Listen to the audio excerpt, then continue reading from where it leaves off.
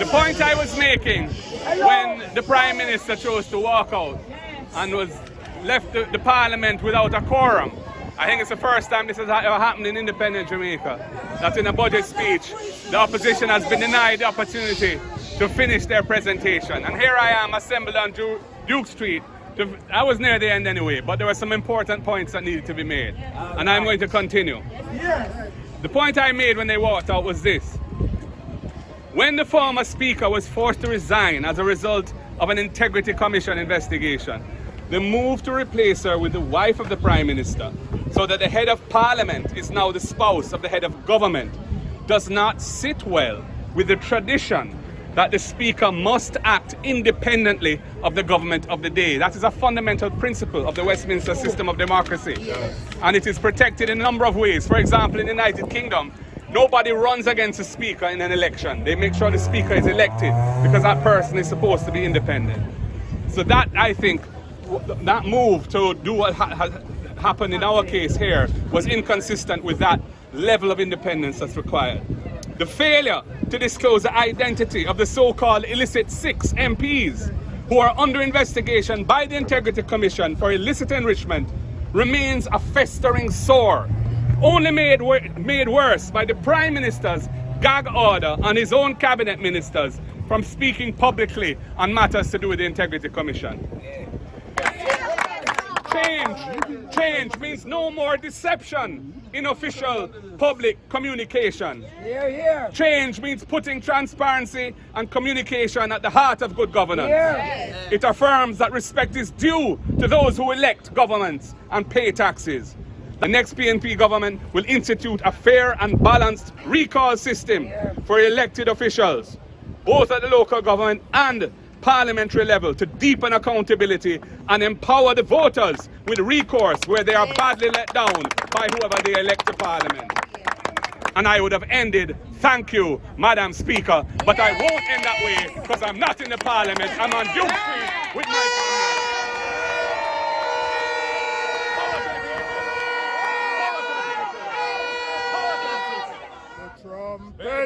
all I can say, if I were in your position, I would take with myself and hand over to someone else who is not compromised.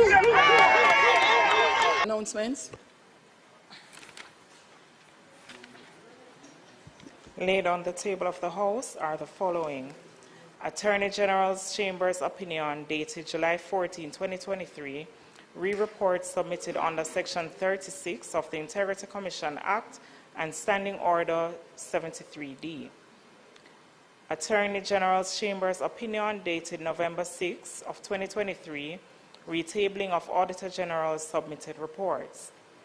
Internal memoranda dated November 7 and 8, 2023, from the Legislative Council entitled Opinion on the Reports on the Public Bodies Submitted to Parliament by the Auditor General and Opinion on Tabling of Reports from the Integrity Commission and submissions of same to the Integrity Oversight Committee. Integrity Commission report of investigation into concerns that 1. Mr. George Callaghan, former CEO of the Sugar Industrial Authority, made false statements in the statutory declarations filed by him for the 3 years 2018 to 2020. Secondly, Mr. Trevon Clark, an employee of the Kingston and St. Andrew Municipal Corporation, failed to file his statutory declarations with the Integrity Commission for the years 2019, 2020, and 2021 in breaches of the Integrity Commission Act. Thirdly, Mr. Charlton McFarlane, an employee of the Registrar General's Department, failed to file his statutory declarations with the Integrity Commission for the years 2019, 2020, 2021, and 2022 in breaches of the Integrity Commission Act. Mr. Dwayne Vaz, a former Member of Parliament, failed to provide information requested by the Commission in respect of his statutory declaration for the year 2019. And finally, Mr. Oral Reid, an employee of the Kingston and St. Andrew Municipal Corporation, failed to file his statutory declarations with the Integrity Commission for the years 2019, 2020, and 2021 in breaches of the Integrity Commission Act, along with their respective indicative ruling. Thank you, Madam Speaker.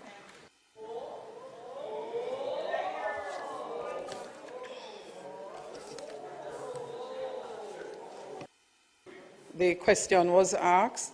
I have caused to lay on the table of Parliament the advice of the Attorney General as well as the advice of the Legislative Council for Parliament, which formed part of my review and consideration regarding the process to be engaged when tabling reports of the Auditor General in respect of public bodies.